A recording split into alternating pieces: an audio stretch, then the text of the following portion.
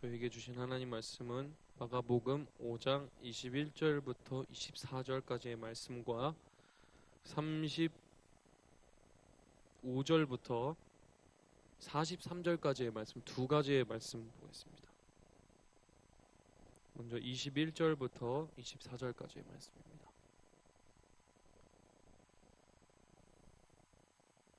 다 찾으신 줄 믿고 봉독하겠습니다. 예수께서 배를 타시고 맞은편으로 건너가시니 큰 무리가 그에게로 모이거늘 이에 바닷가에 계시더니 회당장 중에 하나인 야이로라 하는 이가 와서 예수를 보고 발 아래 엎드려 간곡히 구하여 이르되 내 어린 딸이 죽게 되었사오니 오셔서 그 위에 손을 얹으사 그로 구원을 받아 살게 하소서 하거늘 이에 그와 함께 가실새 큰 무리가 따라가며 에어싸 밀더라. 34절 보겠습니다. 35절 보겠습니다. 아직 예수께서 말씀하실 때에 회당장의 집에서 사람들이 와서 회당장에게 이르되 당신의 딸이 죽었나이다. 어찌하여 선생을 더 괴롭게 하나이까?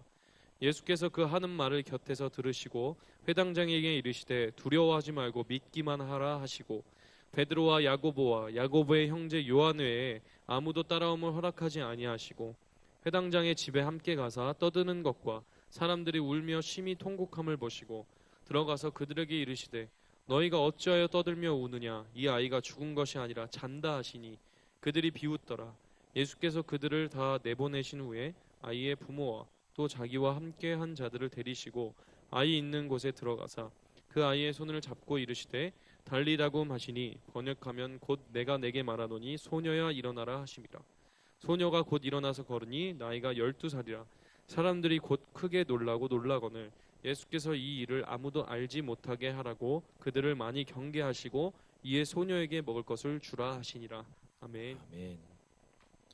오늘은 지난주에 우리가 같이 묵상했던 말씀 가운데 안쪽에 있는 부분을 우리가 지난주에 먼저 묵상했는데 이제 그 양 옆에 있는 부분을 우리가 같이 보면서 회당장 야이로의 딸을 고치는 이 사건이 12해 혈루병 앓는 여인의 사건과 어떤 관계가 있고 그것을 우리가 어떤 관점에서 봐야 할지 우리가 함께 묵상해 보도록 하겠습니다. 소리가 다 뒤로 가는 것 같아요. 앞으로 좀 나오게 도와주세요. 소리 들려요? 나만 들리는 것 같아서.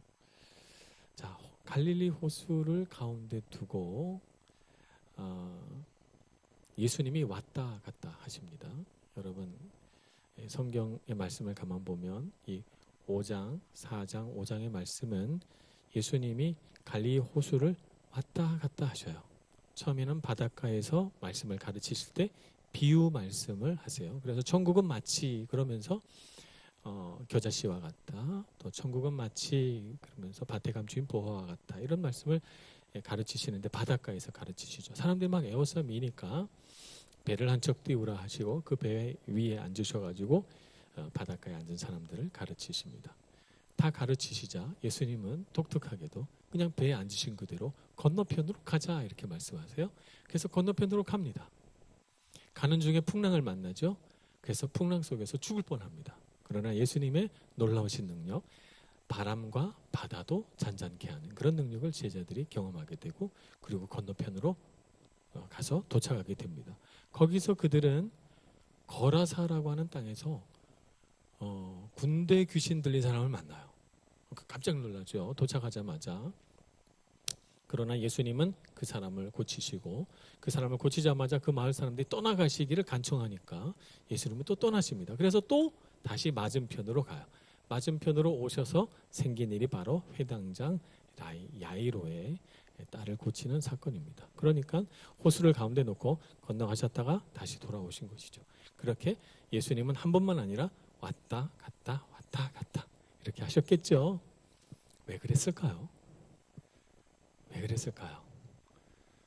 1번 사람들이 보기 싫어서, 2번 너무 많이 따라오니까 귀찮아서, 3번 특별히 예수님이 물을 좋아하셔서. 여러분 몇 번인 것 같아요? 왜 그러셨을까요? 왜 왔다 갔다 하셨을까요? 사람이라고 하는 존재는 본래 두 가지 특성이 동전의 양면처럼 붙어 있습니다. 하나는 혼자 있고 싶다는 것과 또 하나는 혼자 있기 싫다는 것이에요. 이 두 가지 감정이 다 있어요. 그래서 사람은 여러 사람들하고 어울려 있으면 어느 정도 시간이 지나면 이제 나 좀 혼자 있고 싶다 하는 욕망이 생겨요.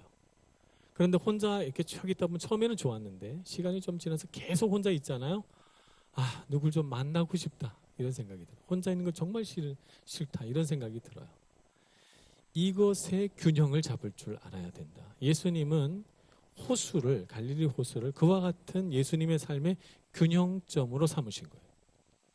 그래서 사람들을 만나서 가르치시고 말씀을 전파하시고 교제하시고 계속 새로운 사람들을 만나다가 그러나 어느 시점이 돼서 이 정도면 충분하다 싶으면 호수를 이용해서 혼자 있으시는 거죠.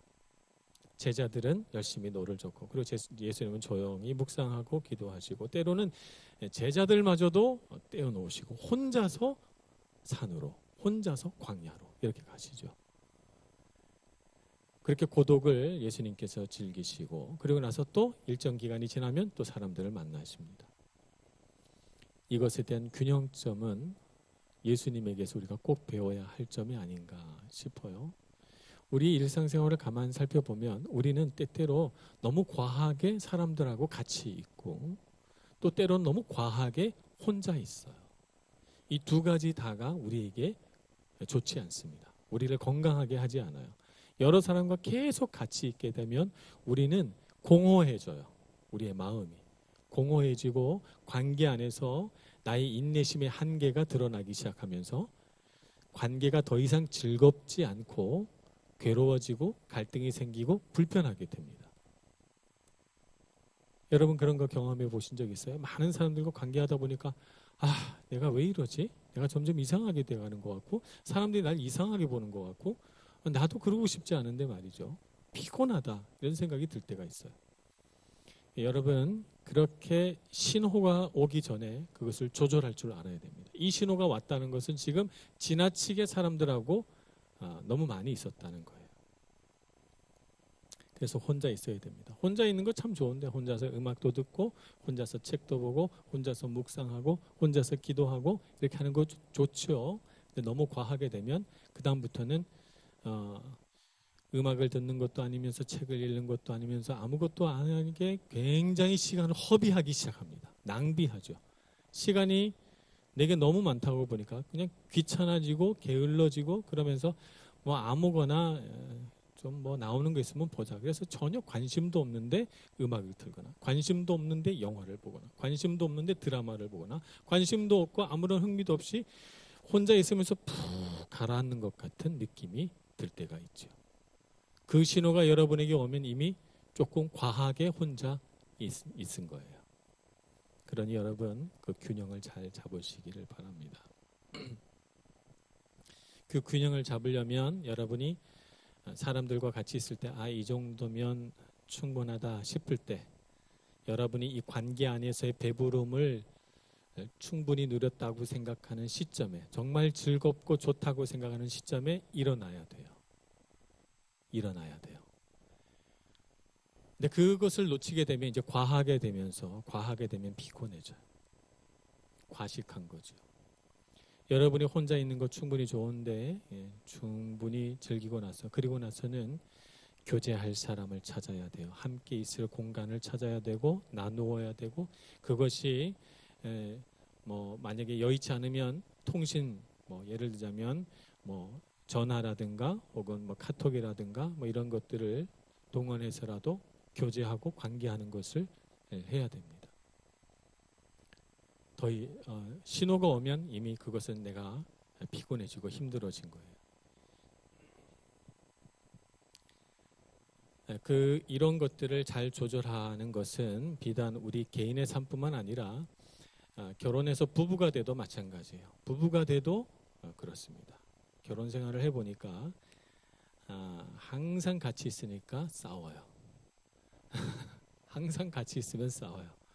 그런데 계속 떨어져 있어도 싸워요. 섭섭해져요. 그리고 이상하게 계속 떨어져 있을수록 할 말이 없어요. 같이 있으면 계속 할 말이 생기는데 말이죠. 근데 계속 같이 있으면 할 말이 많다가도 어느 시점이 되면 이제 싸우기 시작해요. 좋은 말들이 안 나오죠.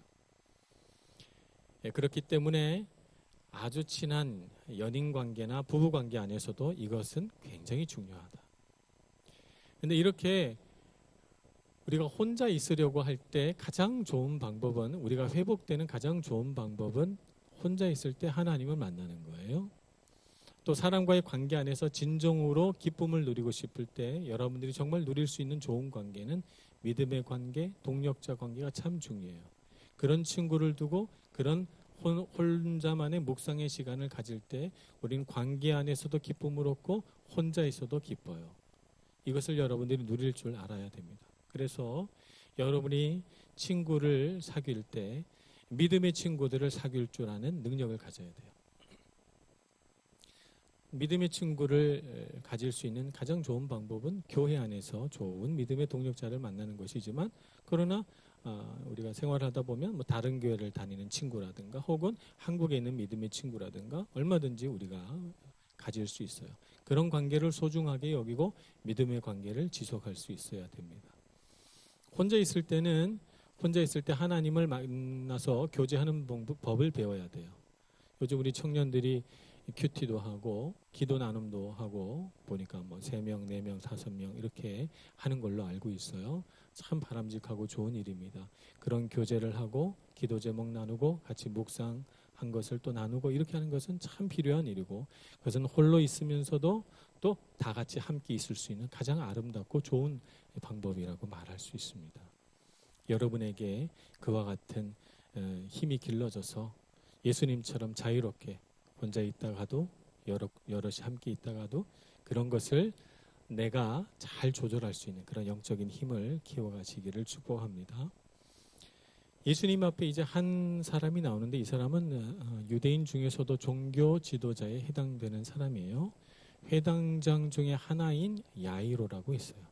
회당장은 당시에 어떤 한 마을에 회당이 하나 있으면 그 회당의 지도자니까 굉장히 높은 사람이죠. 마을의 회당을 여러 개 짓지 않아요. 하나 있으니까 그 마을 전체의 종교 지도자라고 말할 수 있습니다. 그런데 회당장 중에 하나라고 했으니까 그런 회당장이 전부 모여서 만든 어떤 뭐라 그럴까요? 종교 회의체, 종교 어떤 지도자 그룹이 있나 보죠. 그 그룹 중에 한 사람이니까 상당히 유력한 사람입니다. 성경에는 보통 사람 이름을 잘 쓰지 않아요. 특히 기적 이야기가 나올 때 사람 이름 잘 쓰지 않습니다. 실로암 맹인, 그렇지 실로암 맹인의 이름이 나와 있지 않아요. 또 뭐 어떤 안진뱅이를 고쳤다. 그런데 안진뱅이 이름 쓰지 않습니다. 마가복음 전체에서 기적 이야기 중에 사람 이름 나온 것은 딱 2군데밖에 없어요. 하나는 맹인 바디메오, 그리고 오늘 회당장 야이로, 이렇게 2 사람만 기적 이야기에서 실명이 등장합니다. 실명이 등장한 것은 그때 그 당시에는 그 사람이 이름을 몰랐을 수가 있어요. 학자들은 보통 유추하기를 그때 그 순간에는 그 사람이 이름이 누군지 몰랐어요. 왜냐하면 저는 누군데요 이렇게 말하지 않으니까. 주님 와서 제 딸이 아픕니다. 고쳐주세요 라고 말했으니까 그냥 예수님이 따라가신 거지, 주님 저로 말할 것 같으면 이렇게 하질 않아요. 네. 바디메오가 제 이름은 바디메오인데요 이렇게 안 하죠. 주님 고쳐주옵소서 이렇게 하죠. 그래서 그때 당시에는 이름을 몰라요. 그런데 어떻게 이름이 여기 들어가 있었을까? 이유는 그 이후로 이런 사람들이 믿음 생활을 잘하고 예수님을 잘 믿고 그래서 사람 앞에서 늘 간증한 거죠. 여러분 들어보십시오. 저는 예수님을 만났습니다. 그 예수님이 저의 딸을 고쳐주셨습니다. 제가 그 일의 증인입니다. 여러분 주님께서 하신 일을 들어보시겠습니까? 주님께서 내 눈을 뜨게 해주셨습니다. 저는 원래부터 보지 못하는 사람이었는데 주님께서 제 눈을 고치셨습니다. 그것은 내가 이 일의 증인입니다. 라고 예수님의 제자로서 여기저기 다니면서 말하고 예수님께서 일으켜주신 기적을 증거하는 증인의 삶을 살았으니까 그 바디메오 그 사람이 이 사람이야. 그래서 성경에 들어간 거죠. 우리에게 와서 간증했던 그 야이로, 그 사람이 이 이야기의 주인공이었어. 야이로가 들어간 것이죠. 그러니까 성경에 이름이 등장하면 굉장히 신앙생활 잘한 사람이고 후대에 두고두고 사람들의 입에 오르내리면서 주님의 일을 증언했던 사람들이다라고 말할 수가 있는 것입니다. 우리의 삶 가운데 간증이라고 하는 부분이 참 중요해요. 우리가 우리 삶 가운데 일으켜내신 하나님의 일들을 우리가 기억하고 또 나누고 그것을 새롭게 하는 일은 참 중요합니다. 왜냐하면 사건은 하나지만 그 사건을 해석하는 것은 시간이 지남에 따라서 점점 달라지기 때문이에요. 우리가 신앙이 어렸을 때는 주님께서 그런 일을 나에게 하셨네 라고 하는 그런 기적에 대한 놀라운 일들이라면, 하나님과의 어떤 경험에 대한 짧은 소감이라면, 시간이 지나면 지날수록 그런 일을 하셨으니 나의 삶 가운데 하나님께서 또 일하실 거야 라고 하는 믿음으로 확장되고, 하나님께서 그런 일들을 반복해서 내 삶 가운데 베풀어 주셨으므로 나는 두려움이 없어. 하나님께서 내 삶 끝까지 나를 인도해 가실 거야 라고, 그 일은 하나지만 그것을 추억하고 기억하고 사람들에게 말하면서 점점 더 우리가 그 사건에 대한 해석은 깊어지고 넓어집니다. 그래서 어떤 사람이 비슷한 고민과 어려움 속에 빠졌을 때 내 말을 잘 들어봐. 나도 비슷한 어려움과 고민이 있었는데 주님께서 내 삶 가운데 이런 일들을 행하셨고 나는 그래서 그 이후로 정말 주님 없이는 살 수 없게 되었어 라고 말하게 되는 것이죠. 그래서 그 말을 들은 많은 사람들이 그래? 그러면 나도 지금 주님을 더욱 의지하고 주님께 기도해 볼까? 라고 하는 생각을 갖게 되는 것이죠. 나에게도 신앙의 유익이 있고 그것을 듣는 사람에게도 말할 수 없는 유익이 있는 것입니다. 그러니 여러분 삶에 일어난 하나님과의 관계 안에서, 예수님과의 관계 안에서 일어난 놀라운 일들을 증언하시기 바랍니다. 그것을 간증하시기 바랍니다. 그것은 어렵지 않아요. 그냥 내 삶에 일어난 일들을 이야기하는 것입니다. 그것은 나의 삶을 바로 세워가고 나로 하여금 계속해서 기대감을 갖게 하고 주님의 말씀대로 살아갈 힘을 나에게 공급하는 것이죠. 그렇게 됨으로써 우리의 이름이 또 하나님께 분명히 기억되고 많은 사람들에게 주님의 일을 하는 사람으로서 기억되게 될 것입니다. 야이로처럼 말입니다. 여러분들이 그렇게 쓰임받게 되시기를 축복합니다. 이렇게 회당장 야이로를 따라서 그 어린 딸을 고치기 위해서 가십니다. 회당장에게는 누가복음에 따르면 이 딸 하나밖에 없었다고 기록이 돼 있어요. 그러니 하나밖에 없는 어린 딸이 죽게 되었으니 아버지 된 이 회당장의 마음이 얼마나 아팠겠습니까? 저도 딸 하나밖에 없어서 저는 상상하는 것만으로도 가슴이 미어지게 아파오더라고요. 그러니 이 귀한 딸 죽게 됐으니 이 회당장 야이로는 종교 지도자의 높은 사람인데도 불구하고 예수님 발 앞에 털썩 엎드려서 간청합니다. 주여, 내 어린 딸이 죽게 되었사오니 오셔서 그 위에 손을 얹어 주옵소서. 성경에 보면 손은 보통 하나님의 능력을 뜻합니다.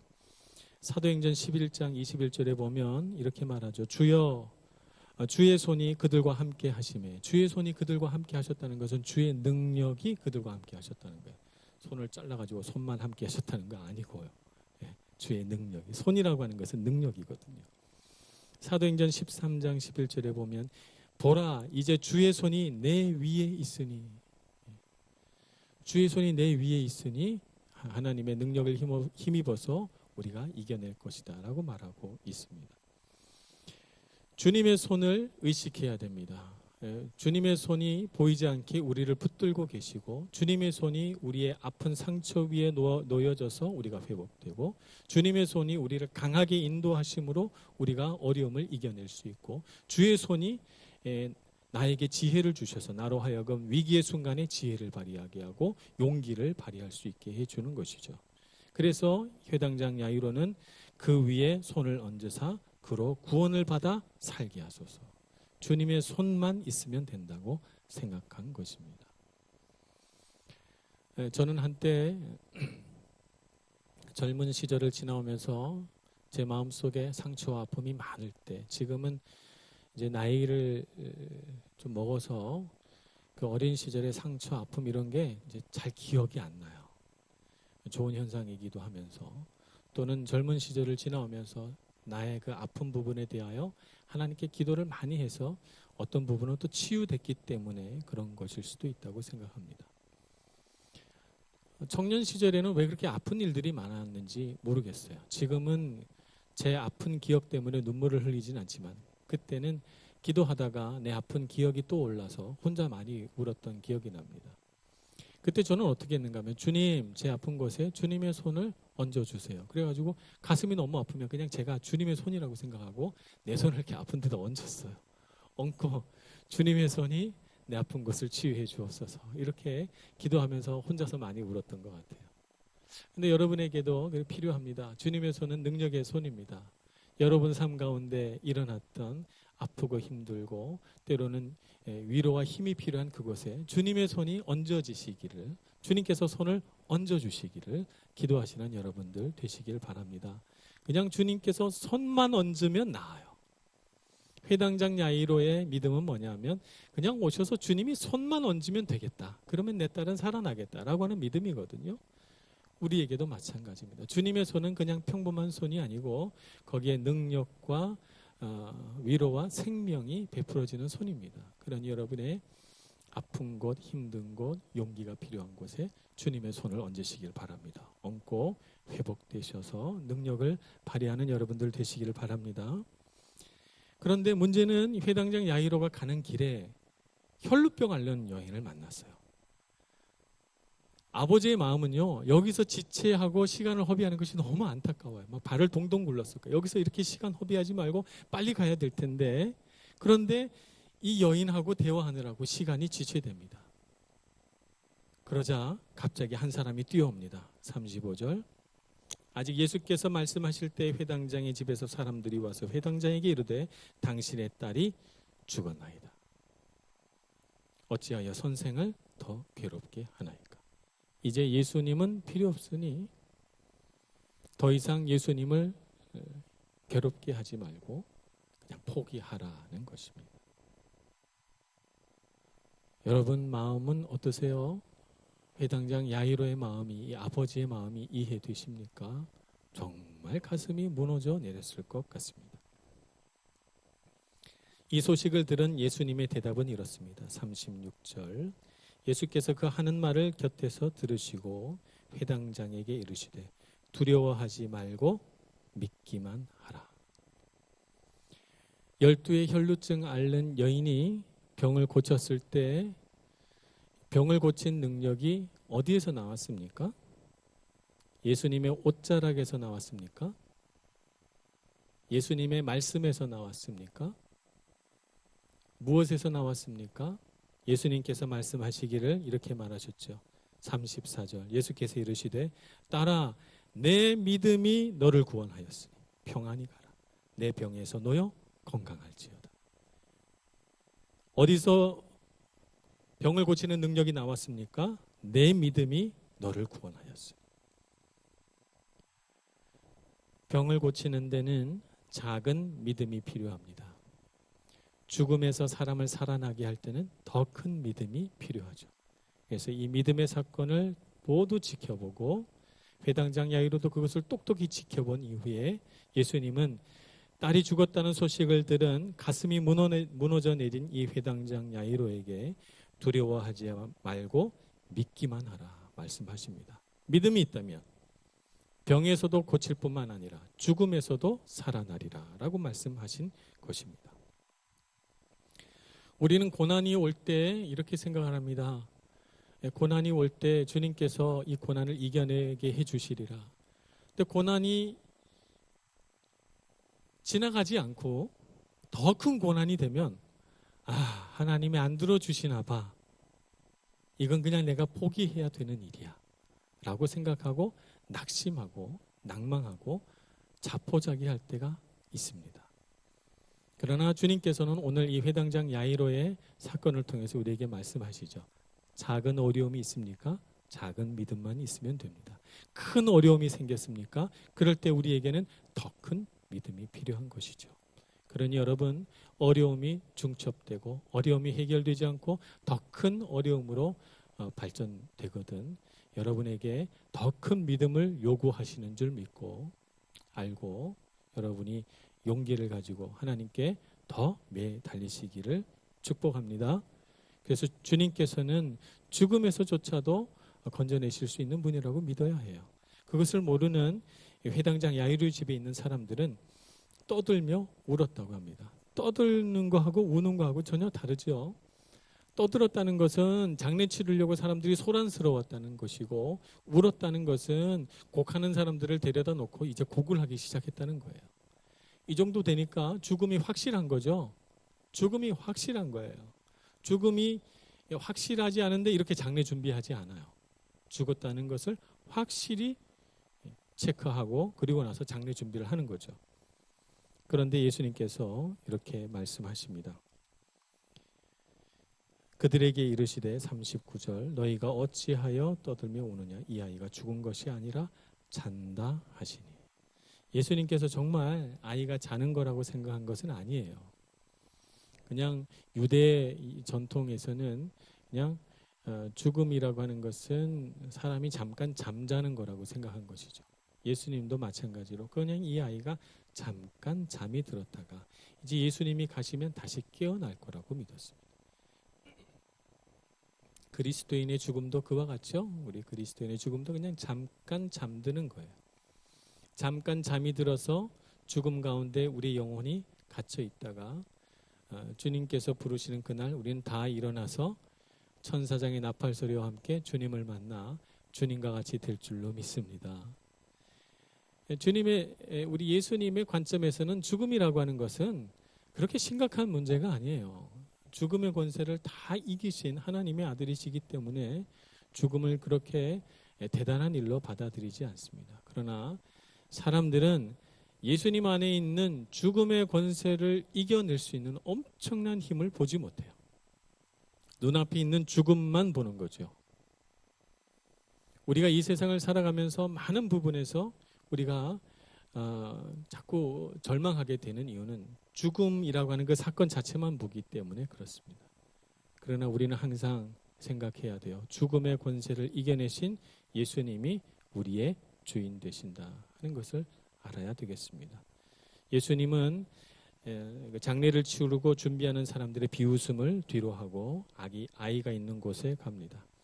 달리다 쿰 하고 아이를 일으키시죠. 달리다라고 하는 말은 양이라는 뜻입니다. 양아 이렇게 부르고 쿰이라고 하는 말은 일어나라라고 하는 동사의 명령형입니다.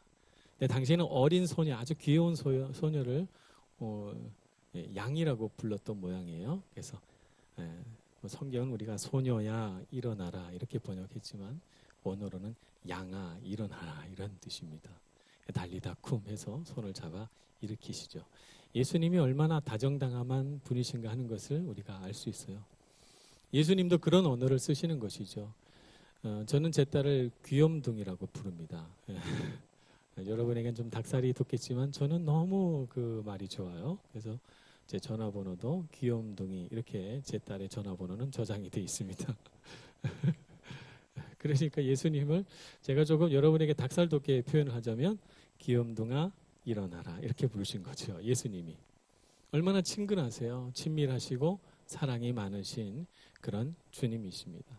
주님은 우리가 생각하는 것처럼 우리 멀리 계셔서 우리를 어렵게 만들고 우리를 불편하게 만드시는 분이 아니시고 친밀하시고 다정하시고 언제든지 우리의 손을 잡아 일으켜 주시는 그런 주님이십니다.